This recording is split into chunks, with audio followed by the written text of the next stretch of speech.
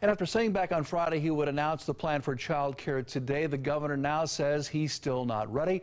2 News reporter Adam Reif explains how that's impacting parents. It's new at 10. Governor DeWine told millions of Ohio parents last week that he would announce today when child care facilities will reopen. But the governor says he simply does not have enough information yet to make a decision that keeps children, parents, and employees safe. Parents are now stuck wanting to return to work after weeks away, but with no one to care for their children.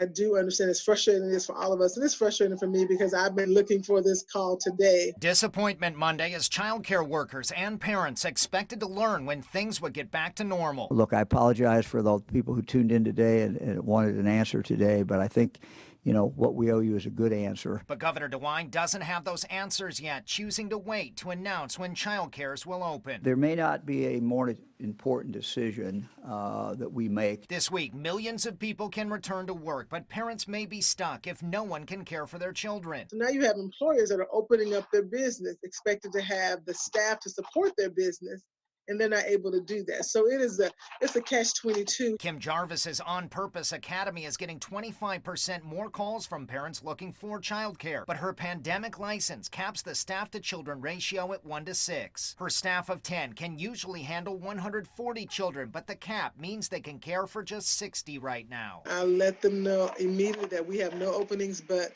you know, as soon as an opening comes up or if the regulations change, that they'll be the first one to call. The governor said he knows child care is an essential part of people getting back to work. But when asked, Governor DeWine refused to offer guidance for parents who need to work but now have nowhere to take their children, only saying he's trying to make child care as safe as possible. I'm not going to get in the way of the parent making that decision or tell a parent what kind of decision to make or even suggest that.